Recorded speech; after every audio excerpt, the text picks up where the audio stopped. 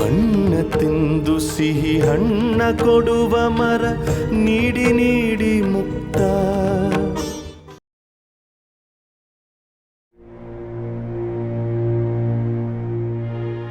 Mrinalini madam, ಜನಹಿತ ಪಕ್ಷದ ಅಧ್ಯಕ್ಷೆ ಆಗಿದ್ದಕ್ಕೆ ತಮಗೆ ಶುಭಾಶಯಗಳು. Thank you. ದೇವ್ಯಾನಿ ಮೇಡಮ್, ತಾವು ಜನಹಿತ ಪಕ್ಷದ ಕಾರ್ಯಾಧ್ಯಕ್ಷೆ ಆಗಿದ್ದಕ್ಕೆ ತಮಗೂ ಶುಭಾಶಯಗಳು. Thank you. ಮೃಣಾಲಿನಿ ಮೇಡಮ್, ತಾವು ಸೈಂಟಿಸ್ಟ್ ಆಗಿದ್ದವರು, ಪಕ್ಷದ ಅಧ್ಯಕ್ಷೆಯಾಗಿ ರಾಜಕೀಯಕ್ಕೆ ಎಂಟ್ರಿ ಕೊಡ್ತಾ ಇದ್ದೀರಾ, ಹೇಗೆ ಅನ್ನಿಸ್ತಾ ಇದೆ? ಪೊಲಿಟಿಕ್ಸ್ ಈಸ್ ಅ ಸೈನ್ಸ್ ಅಂತ ನಮ್ಮ ಪ್ರೊಫೆಸರ್ ಒಬ್ಬರು ಹೇಳ್ತಾ ಇದ್ರು. ನನ್ನ ಪ್ರಶ್ನೆ ಮುಖ್ಯಮಂತ್ರಿ ಬಿಂಗಾ ಅವರಿಗೆ. ಸರ್, ತಮ್ಮ ಮಗಳು ಮೃಣಾಲಿನಿಯವ್ರನ್ನ ಜನಹಿತ ಪಕ್ಷದ ಅಧ್ಯಕ್ಷೆಯನ್ನಾಗಿ ಮಾಡಿದ್ದೀರ. ಮೃಣಾಲಿನಿಯವರಿಗೆ ರಾಜಕೀಯವಾಗಿ ಯಾವುದೇ ವಿಧವಾದಂಥ ಅನುಭವ ಇಲ್ಲ. ಮೃಣಾಲಿನಿಯವರು ಇಷ್ಟು ದೊಡ್ಡ ಜವಾಬ್ದಾರಿನ ನಿಭಾಯಿಸ್ತಾರೆ ಅಂತ ತಮಗೆ ಅನ್ನಿಸ್ತಾ ಇದೆ ಸರ್? ಮೃಣಾಲಿನಿಯವರು ಮೊದಲಿಂದನೂ ರ್ಯಾಂಕ್ ಸ್ಟೂಡೆಂಟು, ಹಾಗೆ ರಾಜಕೀಯದಲ್ಲಿ ಈಗ ಅವ್ರು ರ್ಯಾಂಕ್ ತಗೋತಾರೆ. ಹಿಂದೆ ಎಷ್ಟೋ ಜನ ರಾಜಕೀಯದಲ್ಲಿ ಅನುಭವನೇ ಇಲ್ಲದೇ ಇರೋರು ಸಚಿವರಾಗಿದ್ದಾರೆ, ಪ್ರಧಾನಮಂತ್ರಿಗಳು ಆಗಿದ್ದಾರೆ. ನನಗೆ ಎರಡೂ ಕಡೆ ಅನುಭವ ಇದೆ. ಒಂದು ಬಿಂಗಾ ಅವರ ಮಗಳಾಗಿ, ಇನ್ನೊಂದು ಶಿವಕೃಷ್ಣ ದೇಸಾಯಿ ಅವರ ಸೊಸೆಯಾಗಿ.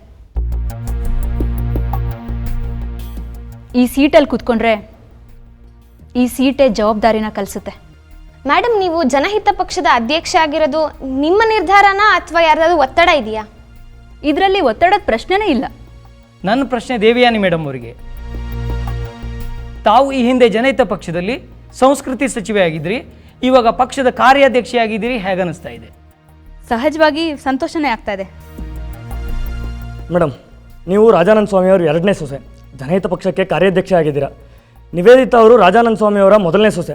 ಅವರು ಶಿವಕೃಷ್ಣ ದೇಸಾಯಿ ಅವರ ಅಂತ್ಯೋದಯ ರಂಗ ಪಕ್ಷದ ಅಧ್ಯಕ್ಷೆ ಆಗ್ತಿದ್ದಾರೆ ಅಂತ ರೂಮರ್ಸ್ ಇದೆ. ನೀವಿಬ್ಬರು ಒಂದೇ ಮನೆಗೆ ಸೇರಿದವರು, ಈಗ ಬೇರೆ ಬೇರೆ ಪಕ್ಷಕ್ಕೆ ಸೇರ್ತಾ ಇದ್ದೀರಾ. ಬೇರೆ ಬೇರೆ ಪಕ್ಷಕ್ಕೆ ಸೇರೋದ್ರಿಂದ ನಿಮ್ಮ ಮಧ್ಯೆ ರಾಜಕೀಯ ಶತ್ರುತ್ವ ಬೆಳೆಯುತ್ತೆ ಅಂತ ಅನ್ನಿಸ್ತಾ ಇಲ್ವಾ ಮೇಡಮ್? ಅವ್ರಿಗೆ ಸರಿ ಅನಿಸಿದ ಪಕ್ಷಕ್ಕೆ ಅವ್ರು ಸೇರ್ತಾರೆ, ನನಗೆ ಸರಿ ಅನಿಸಿದ ಪಕ್ಷಕ್ಕೆ ನಾನು ಸೇರ್ತೀನಿ. ಇದರಲ್ಲಿ ರಾಜಕೀಯ ಶತ್ರುತ್ವ ಹುಟ್ಟೋ ಪ್ರಶ್ನೆನೇ ಬರಲ್ವಲ್ಲ. ನನ್ನ ಪ್ರಶ್ನೆ ಮೃಣಾಲಿನಿ ಮೇಡಮ್ ಅವ್ರಿಗೆ. ನಿಮ್ಮ ಮಾವ ಶಿವಕೃಷ್ಣ ದೇಸಾಯಿ ಅವರು ಪ್ರಭಾವಿ ರಾಜಕಾರಣಿ, ವಿರೋಧ ಪಕ್ಷದ ನಾಯಕರು. ನಿಮಗೆ ರಾಜಕೀಯಕ್ಕೆ ಸೇರಲೇಬೇಕು ಅನ್ನೋ ಆಸಕ್ತಿ ಇದ್ದಿದ್ರೆ ಅವ್ರ ಪಕ್ಷಕ್ಕೆ ಸೇರ್ಬೋದಿತ್ತಲ್ವಾ? ದಯವಿಟ್ಟು ತಪ್ಪು ತಿಳಿಬೇಡಿ, ಇದು ನನ್ನ ವೈಯಕ್ತಿಕ ನಿರ್ಧಾರ. ಮೇಡಮ್, ನೀವು ಜನಹಿತ ಪಕ್ಷದಲ್ಲಿ ಗುರುತಿಸಿಕೊಂಡಿದ್ದೀರಾ. ಇದರಿಂದ ನಿಮ್ಮ ಮತ್ತು ನಿಮ್ಮ ಫ್ಯಾಮಿಲಿ ನಡುವೆ ಭಿನ್ನಾಭಿಪ್ರಾಯ ಬರೋದಿಲ್ವಾ? ವೈಯಕ್ತಿಕ ಜೀವನನೇ ಬೇರೆ, ರಾಜಕೀಯ ಜೀವನನೇ ಬೇರೆ ಅಂತ ನಂಬಿರೋಳು ನಾನು. ನಮ್ಮ ಮಾವನವರು ಕೂಡ. ಶಿವಕೃಷ್ಣ ದೇಸಾಯಿ ಅವರು, ಅವ್ರ ಮನೆಯವರು ತುಂಬ ಒಳ್ಳೆಯವರು. ವ್ಯಕ್ತಿ ಸ್ವಾತಂತ್ರ್ಯನ ಗೌರವಿಸೋಂಥವ್ರು. ಹಾಗಾಗಿ ಭಿನ್ನಾಭಿಪ್ರಾಯದ ಪ್ರಶ್ನೆ ಬರೋ ಚಾನ್ಸೇ ಇಲ್ಲ. ನಮ್ಮ ಪ್ರಶ್ನೆ ದೇವಯಾನಿ ಮೇಡಮ್ ಅವರಿಗೆ. ಮೇಡಮ್, ನೀವೀಗ ಜನಹಿತ ಪಕ್ಷದಲ್ಲಿದ್ದೀರಾ. ನಿವೇದಿತಾ ಮೇಡಮ್ ಅವರು ಅಂತ್ಯೋದಯ ರಂಗ ಪಕ್ಷದಲ್ಲಿದ್ದಾರೆ. ಆದರೆ ನೀವಿಬ್ಬರು ರಾಜಾನಂದ ಸ್ವಾಮಿಯವರ ಸೊಸೆಯಂದರು. ಆದರೆ ಈಗ ಎಲೆಕ್ಷನ್ ನಡೆದ್ರೆ ರಾಜಾನಂದ ಸ್ವಾಮಿ ಅವರ ಕಮ್ಯುನಿಟಿ ಓಟು ನಿಮ್ಮ ಜನಹಿತ ಪಕ್ಷಕ್ಕೆ ಬರುತ್ತಾ, ಅಥವಾ ನಿವೇದಿತಾ ಅವ್ರು ಸೇರಬೇಕಂತಿರೋ ಅಂತ್ಯೋದಯ ರಂಗ ಪಕ್ಷಕ್ಕೆ ಬರುತ್ತಾ, ಅಥವಾ ಎರಡೂ ಪಕ್ಷಕ್ಕೆ ಡಿವೈಡ್ ಆಗುತ್ತಾ? ನಮ್ಮ ಮಾವ ರಾಜಾನಂದ ಸ್ವಾಮಿಯವರ ಕಮ್ಯುನಿಟಿ ವೋಟ್ಸು ಖಂಡಿತ ನಮ್ಮ ಜನಹಿತ ಪಕ್ಷಕ್ಕೆ ಬರುತ್ತೆ. ನೋಡಿ, ಪರ್ಸ್ನಲ್ ವಿಚಾರನ ಡಿಸ್ಕಸ್ ಮಾಡೋದಕ್ಕೆ ನನಗಿಷ್ಟ ಇಲ್ಲ. ಆದರೂ ನೀವೆಲ್ಲ ಬಲವಂತವಾಗಿ ಕೇಳ್ತಾ ಇದ್ದೀರಾ ಅಂತ ಹೇಳ್ತಾ ಇದ್ದೀನಿ. ನಮ್ಮ ಮಾವ ರಾಜಾನಂದ ಸ್ವಾಮಿ ಅವ್ರಿಗೆ ಅವರ ಮೊದಲನೇ ಸೊಸೆ ಅಂದರೆ ನಿವೇದಿತಾ ಅವ್ರು ಕಂಡ್ರೆ ಆಗ್ತಿರ್ಲಿಲ್ಲ. ಈ ಹಿಂದೆ ಅವ್ರನ್ನ ಮನೆಯಿಂದ ಕತ್ತು ಹಿಡಿದು ಆಚೆ ದಬ್ಬಿದ ಸಂಗತಿ ಕೂಡ ಇದೆ. ಅದೆಲ್ಲ ನಿಮಗೆ ಗೊತ್ತಿರೋ ವಿಚಾರನೇ. ಅವರು ಯಾವಾಗಲೂ ನಮ್ಮನೆಗೆ ವಿರುದ್ಧವಾಗಿದ್ದವರು. ಅದು ಅಲ್ಲದೆ ದೇವಾನಂದ ಸ್ವಾಮಿ ಅವ್ರಿಗೂ ಹಾಗೂ ನಿವೇದಿತಾ ಅವ್ರಿಗೂ ಸದ್ಯದಲ್ಲೇ ಡಿವೋರ್ಸ್ ಆಗೋದ್ರಲ್ಲಿದೆ. ಹಾಗಾಗಿ ನಮ್ಮ ಮಾವ ರಾಜಾನಂದ ಸ್ವಾಮಿಯವರ ಕಮ್ಯುನಿಟಿ ವೋಟ್ಸ್ ನಿವೇದಿತಾ ಅವರಿರೋ ಅಂತ್ಯೋದಯ ರಂಗ ಪಕ್ಷಕ್ಕಂತೂ ಖಂಡಿತ ಹೋಗೋದಿಲ್ಲ. ಮುಖ್ಯವಾಗಿ ಇನ್ನೊಂದು ವಿಚಾರ, ಈ ಜನಹಿತ ಪಕ್ಷವನ್ನು ಕಟ್ಟಿದವರೇ ನಮ್ಮ ಮಾವ ರಾಜಾನಂದ ಸ್ವಾಮಿಯವರು. ನಾನು ಈ ಪಕ್ಷದಲ್ಲಿ ಕಾರ್ಯಾಧ್ಯಕ್ಷೆಯಾಗಿದ್ದೀನಿ. ಹಾಗಾಗಿ ನಮ್ಮ ಕಮ್ಯುನಿಟಿ ವೋಟ್ಸ್ ಯಾರಿಗೆ ಸೇರುತ್ತೆ ಹೇಳಿ? ನಮಗೆ ತಾನೇ. ಇನ್ನೊಂದು ವಿಷಯ ಹೇಳ್ತೀನಿ, ಇದನ್ನು ಬೇಕಾದರೆ ನೀವುಗಳ ಹೆಡ್ಲೈನ್ಸಲ್ಲೇ ಹಾಕೊಳ್ಳಿ. ರಾಜಾನಂದ ಸ್ವಾಮಿಯವರ ರಾಜಕೀಯ ಉತ್ತರಾಧಿಕಾರಿ ನಾನು, ನಿವೇದಿತಾ ಅಲ್ಲ.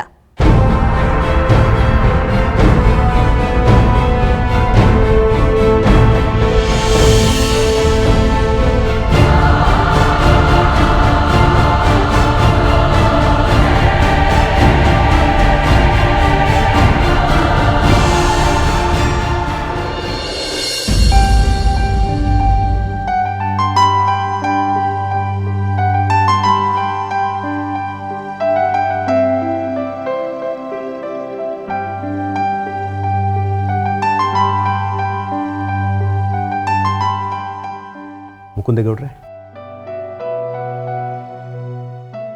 ಎಲ್ರಿಗೂ ನಮಸ್ಕಾರ. ಇವತ್ತು ಈ ಸಭೆಗೆ ಆಗಮಿಸಿರುವ ಪಕ್ಷದ ಎಲ್ಲ ಮುಖಂಡರಿಗೂ ನಾನು ಸ್ವಾಗತವನ್ನು ಕೋರ್ತಾ ಇದ್ದೇನೆ. ಮುಖ್ಯವಾಗಿ ಈ ಸಭೆಗೆ ಆಗಮಿಸಿರುವಂತಹ ಶ್ರೀಮಾನ್ ಶರತ್ ಘೋಷ್ ಅವರಿಗೆ, ಶ್ರೀಮತಿ ಶಶಿ ಭಾಟಿಯಾ ಅವರನ್ನು ತುಂಬ ಪ್ರೀತಿಯಿಂದ ನಾನು ಸ್ವಾಗತ ಮಾಡ್ತಾ ಇದ್ದೇನೆ. ಇವತ್ತು ನಾವೆಲ್ಲ ಇಲ್ಲಿ ಯಾತಕ್ಕಾಗಿ ಸಭೆ ಸೇರಿದ್ದೇವೆ ಅಂತ ತಮಗೆಲ್ಲ ಗೊತ್ತೇ ಇದೆ. ಇಷ್ಟು ದಿವಸ ನಮ್ಮ ಪಕ್ಷದ ಅಧ್ಯಕ್ಷರಾಗಿ ಕೆಲಸ ಮಾಡ್ತಾ ಇದ್ದಂಥವರು ಶ್ರೀಮಾನ್ ಆನಂದರಾಜ್ ನಂದೀಪುರ ಅವರು ಕೇಂದ್ರದಲ್ಲಿ ಸಚಿವರಾದ ಮೇಲೆ ಪಕ್ಷದ ಕಾರ್ಯಕ್ರಮಗಳಲ್ಲಿ ಭಾಗವಹಿಸೋದಕ್ಕೆ ಸಮಯ ಸಿಗ್ತಾ ಇರಲಿಲ್ಲ. ಹಾಗಾಗಿ ತಾತ್ಕಾಲಿಕವಾಗಿ ಪಕ್ಷದ ಕಾರ್ಯಾಧ್ಯಕ್ಷರಾಗಿ ಶ್ರೀಮಾನ್ ಶಿವಕೃಷ್ಣ ದೇಸಾಯಿ ಅವರು ಇಷ್ಟು ದಿವಸ ಪಕ್ಷದ ಎಲ್ಲ ಚಟುವಟಿಕೆಗಳನ್ನು ನಡೆಸ್ತಾ ಇದ್ದರು. ಚುನಾವಣೆಗಳು ಹತ್ತಿರ ಬರ್ತಾ ಇದ್ದಾವೆ. ಇನ್ನು 1-2-3 ತಿಂಗಳಲ್ಲೇ ಚುನಾವಣೆಗಳು ಬರೋ ಸಾಧ್ಯತೆ ಇದೆ ಅಂತ ಎಲ್ಲ ಹೇಳ್ತಾ ಇದ್ದಾರೆ. ಹಾಗಾಗಿ ಪಕ್ಷಕ್ಕೆ ಒಬ್ಬರು ಪೂರ್ಣಾವಧಿ ಅಧ್ಯಕ್ಷರ ಅಗತ್ಯ ಇದೆ ಅಂತ ಹೇಳಿ ಹೈಕಮಾಂಡ್ ತೀರ್ಮಾನ ಮಾಡಿದೆ. ಹಾಗಾಗಿ ಇವತ್ತು ನಾವು ಈ ಸಭೆಯಲ್ಲಿ ಸೇರಿದ್ದೀವಿ. ಈ ಸಭೆಗೆ ಹೈಕಮಾಂಡ್ನಿಂದ ವೀಕ್ಷಕರಾಗಿ ಶ್ರೀಮಾನ್ ಶರತ್ ಘೋಷ್ ಅವರು, ಶ್ರೀಮತಿ ಶಶಿ ಭಾಟಿಯಾ ಅವರು ಇಲ್ಲಿ ಆಗಮಿಸಿದ್ದಾರೆ. ಮತ್ತು ಹೊಸ ಅಧ್ಯಕ್ಷರನ್ನ ಆಯ್ಕೆ ಮಾಡೋ ಪ್ರಕ್ರಿಯೆ ಈಗ ಪ್ರಾರಂಭ ಆಗ್ತಾ ಇದೆ. ಅದರ ಮುಂದಿನ ಎಲ್ಲ ವಿಷಯಗಳನ್ನು ಶ್ರೀಮಾನ್ ಶಿವಕೃಷ್ಣ ದೇಸಾಯಿ ಅವರು ತಮಗೆ ತಿಳಿಸ್ಕೊಡುವಂಥವರಿದ್ದಾರೆ.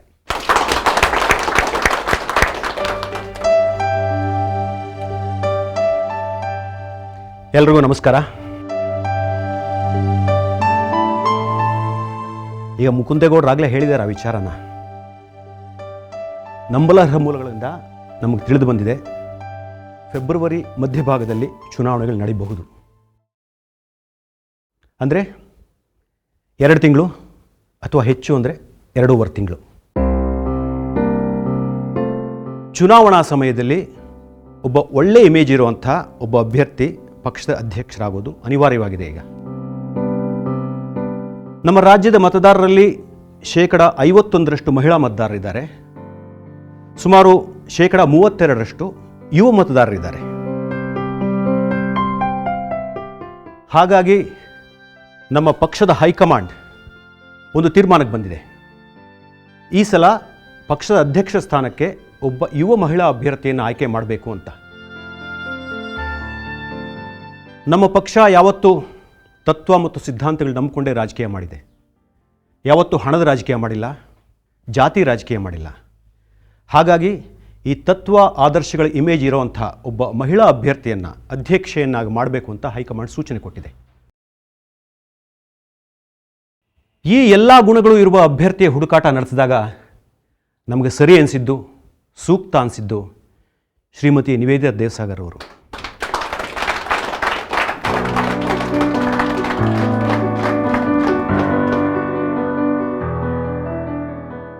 ಶ್ರೀಮತಿ ನಿವೇದಿತಾ ದೇವಸಾಗರ್ ಅವರು ಒಬ್ಬ ಮಹಿಳೆ, ಚಿಕ್ಕ ವಯಸ್ಸಿನವರು ಮತ್ತು ತತ್ವ ಸಿದ್ಧಾಂತಗಳಿಗಾಗಿ ಅನೇಕ ವರ್ಷಗಳಿಂದ ಹೋರಾಟ ಮಾಡ್ತಾ ಬಂದಿರೋರು.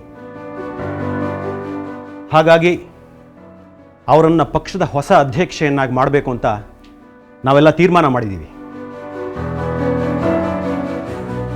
ಈ ಪ್ರಕ್ರಿಯೆ ನಡೆಸ್ಕೊಡೋಕ್ಕೋಸ್ಕರ ಹೈಕಮಾಂಡ್ನವ್ರು ಇಲ್ಲಿ ಬಂದಿದ್ದಾರೆ.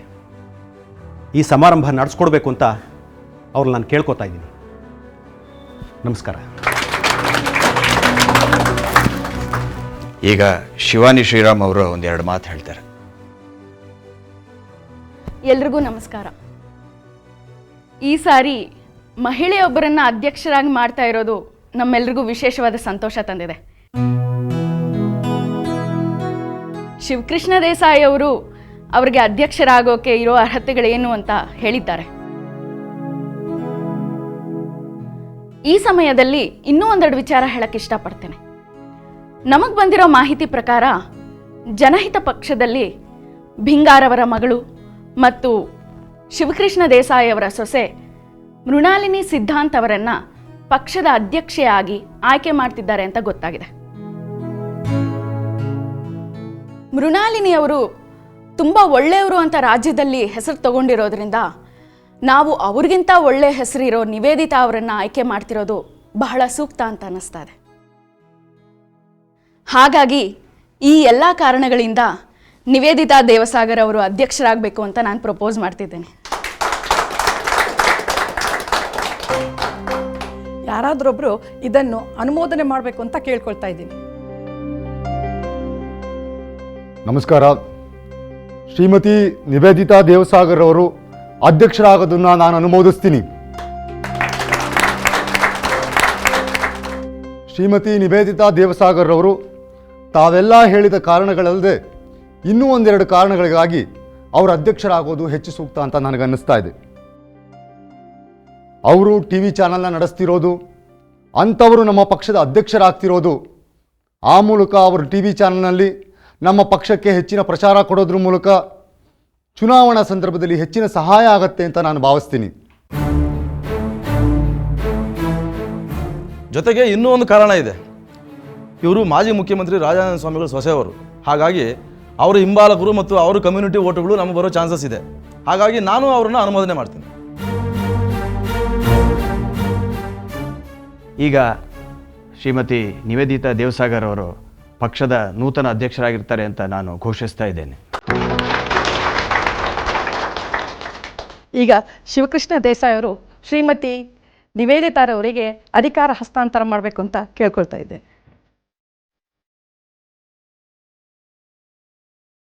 ನಿವೇದಿತಾ ಅವರು ಇಲ್ಲಿಗೆ ಬರಬೇಕು.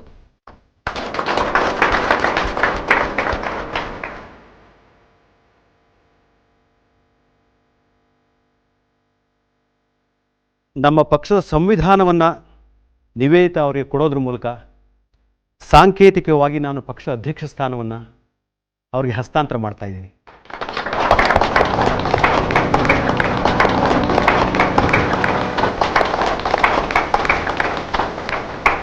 ಅಭಿನಂದನೆಗಳು.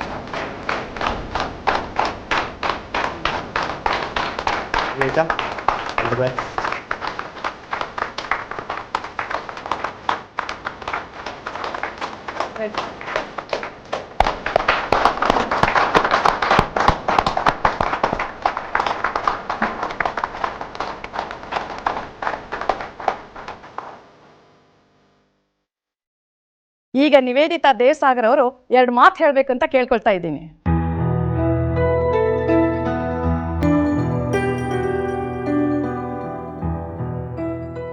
ಎಲ್ರಿಗೂ ನಮಸ್ಕಾರ. ನನ್ನ ಮೇಲೆ ನಂಬಿಕೆ ಇಟ್ಟು ಅಂತ್ಯೋದಯ ರಂಗ ಪಕ್ಷದ ರುದ್ರಾಂಚಲ ರಾಜ್ಯದ ನೂತನ ಅಧ್ಯಕ್ಷೆಯಾಗಿ ನನ್ನನ್ನು ಆಯ್ಕೆ ಮಾಡಿದಿರ. ಇದಕ್ಕೆ ತಮ್ಮೆಲ್ರಿಗೂ ಹೃತ್ಪೂರ್ವಕ ಕೃತಜ್ಞತೆಗಳನ್ನ ಸಲ್ಲಿಸಕ್ಕೆ ಇಷ್ಟಪಡ್ತೀನಿ. ಶಿವಕೃಷ್ಣ ದೇಸಾಯಿ ಸರ್, ಆನಂದರಾಜ್ ನಂದೀಪುರ್ ಸರ್ ಅವರು ಅಲಂಕರಿಸಿದಂಥ ಈ ಸ್ಥಾನದಲ್ಲಿ ನಾನು ಕೂತ್ಕೊಳ್ಳುವಂಥ ಯೋಗ್ಯತೆ ನನಗಿಲ್ಲ. ಅವ್ರಿಗಿರುವಂಥ ಜ್ಞಾನ, ಸಮಾಜದಲ್ಲಿ ಅವ್ರಿಗಿರುವಂಥ ಎತ್ತರವಾದ ಸ್ಥಾನ, ಗೌರವ ನನಗಿಲ್ಲ. ಆದರೂ ನನ್ನ ಮೇಲೆ ನಂಬಿಕೆ ಇಟ್ಟು ನನ್ನನ್ನು ಅಧ್ಯಕ್ಷಳಾಗಿ ಮಾಡಿದ್ದಾರೆ. ಅವರ ಮತ್ತು ನಿಮ್ಮೆಲ್ಲರ ನಂಬಿಕೆ ಉಳಿಸ್ಕೊಳ್ಳೋದಕ್ಕೆ ನಾನು ಶಕ್ತಿ ಮೀರಿ ಪ್ರಯತ್ನ ಪಡ್ತೀನಿ. ಈ ಪಕ್ಷ ನಂಬಿಕೊಂಡು ಬಂದಿರುವ ತತ್ವ, ಆದರ್ಶ, ಧ್ಯೇಯಗಳನ್ನ ಕಾಯ, ವಾಚ, ಮನಸ ನಾನು ಎತ್ತಿ ಹಿಡಿತೀನಿ.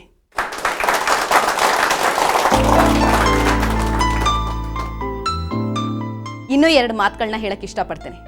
ಆಗಲೇ ನಮ್ಮ ಪಕ್ಷದ ಮುಖಂಡರೊಬ್ಬರು ನಾನು ಒಂದು ಚಾನಲ್ ಮುಖ್ಯಸ್ಥೆ, ಆದ್ದರಿಂದ ಈ ಸ್ಥಾನಕ್ಕೆ ಸೂಕ್ತವಾದ ವ್ಯಕ್ತಿ ಅನ್ನೋ ಥರ ಮಾತಾಡಿದ್ರು. ನಾನು ಒಂದು ವಿಷಯನ ಸ್ಪಷ್ಟಪಡಿಸ್ತೇನೆ. ಯಾವುದೇ ಚಾನಲ್ ಆಗಲಿ, ಯಾವುದೇ ಪತ್ರಿಕೆ ಆಗಲಿ, ರಾಜಕೀಯ ಪಕ್ಷಗಳ ಹಿಡಿತದಲ್ಲಾಗಲಿ ರಾಜಕಾರಣಿಗಳ ಹಿಡಿತದಲ್ಲಾಗಲಿ ಇರಬಾರ್ದು ಅಂತ ಭಾವಿಸ್ತೋಳು ನಾನು. ಇಂಥದ್ದೊಂದು ಒತ್ತಡ ಬರುತ್ತೆ ಅಂತ ನಾವು ಊಹಿಸಿದ್ದೆ. ಅದಕ್ಕೋಸ್ಕರ ಸದ್ಯದಲ್ಲೇ ಪ್ರತಿಬಿಂಬ ಚಾನಲ್ ನನ್ನ MD ಸ್ಥಾನಕ್ಕೆ ರಾಜೀನಾಮೆ ಕೊಡ್ತಾ ಇದ್ದೀನಿ.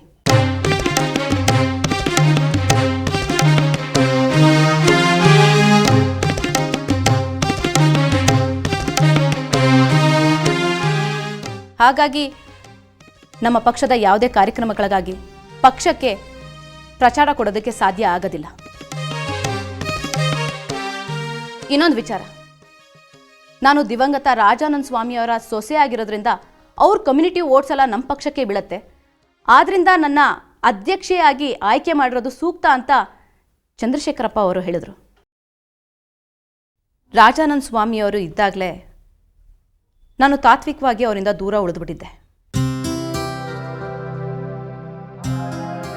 ಈ ವಿಷಯ ಹೇಳಬೇಕು ಹೇಳಬಾರ್ದು ನನಗೆ ಗೊತ್ತಾಗ್ತಿಲ್ಲ.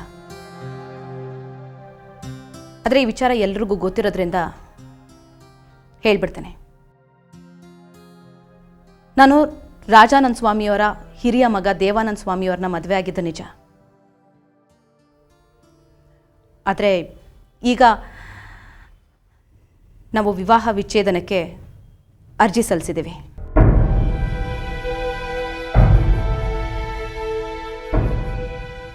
ಹಾಗಾಗಿ ನಾನು ಈಗ ರಾಜಾನಂದ ಸ್ವಾಮಿಯವರ ಸೊಸೆ ಅಲ್ಲ. ಇನ್ನೂ ಮುಖ್ಯವಾಗಿ ರಾಜಾನಂದ ಸ್ವಾಮಿಯವರ ಜಾತಿಯ ವೋಟ್ಗಳು ನಮ್ಮ ಪಕ್ಷಕ್ಕೆ ಬರುತ್ತೆ ಅನ್ನೋ ಕಾರಣಕ್ಕೆ ನನ್ನ ಈ ಪಕ್ಷದ ಅಧ್ಯಕ್ಷೆಯಾಗಿ ಮಾಡ್ತಾ ಇದ್ರೆ I am very sorry.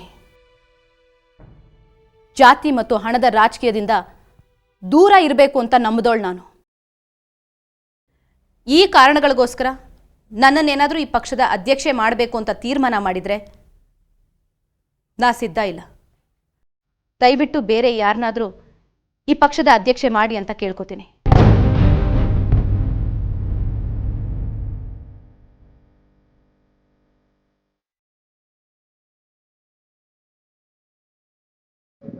No Nivedita ಅವರೇ, ನೀವು ತಪ್ಪು ತಿಳ್ಕೊಂಡಿದ್ದೀರಿ. ಹಾಗೇನಿಲ್ಲ. ನಿವೇದಿತಾ, ತಾವು ದಯವಿಟ್ಟು ಹಾಗೆ ಭಾವಿಸಬಾರ್ದು. ನಿಮ್ಮ ನಿಲುವು ಸರಿಯಾಗಿದೆ, ನಾನು ಒಪ್ತೀನಿ. ರಾಜಕೀಯದಲ್ಲಿ ಹಣ ಮತ್ತು ಜಾತಿ ಕೆಲಸ ಮಾಡಬಾರ್ದು ಅಂತ ನಂಬಿರೋ ಪಕ್ಷ ನಮ್ಮದು. ನಿಮ್ಮ ಚಾನಲ್ನಲ್ಲಿ ನಮ್ಮ ಪಕ್ಷಕ್ಕೆ ಪ್ರಚಾರ ಕೊಡಿ ಅಂತಾಗಲಿ ಅಥವಾ ರಾಜಾನಂದ ಸ್ವಾಮಿಯವರ ಜಾತಿ ಓಟುಗಳನ್ನು ತಂದುಕೊಡೋ ಪ್ರಯತ್ನ ಮಾಡಿ ಅಂತಾಗಲಿ ನಿಮ್ಮ ಮೇಲೆ ನಾವು ಯಾವುದೇ ರೀತಿ ಒತ್ತಡ ಹಾಕೋದಿಲ್ಲ. ಈ ಆಶ್ವಾಸನೆಯನ್ನು ನಮ್ಮ ಪಕ್ಷದ ಎಲ್ಲರ ಪರವಾಗಿ ನಾನು ನಿಮಗೆ ಕೊಡ್ತಾ ಇದ್ದೀನಿ. ನೀವು ಯಾವುದೇ ಆತಂಕ ಪಡಬೇಕಾಗಿಲ್ಲ. ನೀವೇ ನಮ್ಮ ಪಕ್ಷ ಅಧ್ಯಕ್ಷೆಯಾಗಿ ಮುಂದುವರಿಬೇಕು. ಹಾಗಿದ್ರೆ ಧನ್ಯವಾದಗಳು. ಮೊಟ್ಟ ಮೊದಲನೇದಾಗಿ ಚುನಾವಣೆಗಳು ಮುಂದಿದೆ. ಹಾಗಾಗಿ ಸೂಕ್ತ ಅಭ್ಯರ್ಥಿಗಳ ಪಟ್ಟಿನ ನಾವು ಬೇಗನೆ ತಯಾರು ಮಾಡಬೇಕು. ಈ ಬಾರಿ ರಾಜಕೀಯ ಅಭ್ಯರ್ಥಿಗಳಲ್ಲದೆ ಸಾಹಿತಿಗಳು, ಕಲಾವಿದರು, ಕ್ರೀಡಾಪಟುಗಳು, ಸಮಾಜ ಸೇವಕರಿಗೆ 10% ಸ್ಥಾನವನ್ನು ಮೀಸಲಿಡಬೇಕು ಅಂತ ಮುಖಂಡರಲ್ಲಿ ಅಧ್ಯಕ್ಷೆಯಾಗಿ ಆಗ್ರಹಪಡಿಸ್ತೇನೆ. ಇದರಿಂದ ನಮ್ಮ ಪಕ್ಷಕ್ಕೆ ಹೊಸ ವ್ಯಕ್ತಿತ್ವ ಬರುತ್ತೆ ಅಂತ ನಾನು ನಂಬಿದ್ದೀನಿ. ಮೇಡಮ್ನವರೇ, ನಂದೊಂದು ಪ್ರಾರ್ಥನೆ ಇದೆ. ನನ್ನ ಹೆಸರು ಕಮಲ್ ರಾಜು ಅಂತ. ನಾನು ಸಾಹಿತಿ, ಕಲಾವಿದ್ರ ಗುಂಪಿಗೆ ಸೇರಿದವನು. ಜೇನುಹೊಳೆ ಕ್ಷೇತ್ರದಿಂದ ನನಗೆ ಮುಂದಿನ ಅಸೆಂಬ್ಲಿ ಚುನಾವಣೆಯಲ್ಲಿ ಅಸೆಂಬ್ಲಿ ಟಿಕೆಟ್ ಕೊಡಬೇಕು ಅಂತ ಪ್ರಾರ್ಥನೆ ಮಾಡ್ಕೋತಾ ಇದ್ದೀನಿ. ಇದು ನನ್ನ ಅಪ್ಲಿಕೇಶನ್. ಜೇನುಹೊಳೆ ಕ್ಷೇತ್ರಕ್ಕೆ ಗಂಗಾಧರ ಗೌಡರು ಈಗಾಗಲೇ ಅಭ್ಯರ್ಥಿಯಾಗಿ ಆಯ್ಕೆ ಆಗಿದ್ದಾರೆ. ಇವ್ರು ಯಾವ ಸಾಹಿತಿ ಕಲಾವಿದರು ಅಂತ ನನಗೆ ಅರ್ಥ ಆಗ್ತಾ ಇಲ್ಲ. ಇವರು ನನಗೆ ಗೊತ್ತು. ರೀ ಸ್ವಾಮಿ, ಸುಮ್ಮನೆ ಇರ್ರಿ.